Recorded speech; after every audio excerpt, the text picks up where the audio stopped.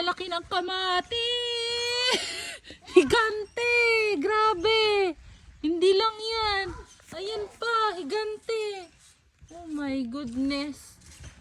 Kamatis pa ba to? Grabe. Oh, ang lalaki. Ayan pa. Ang dami. Higante.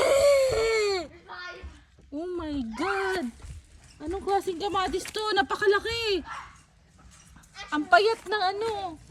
Oh my goodness. May bola silang dalawa. May dala sila ng bola? Ay, hindi dala.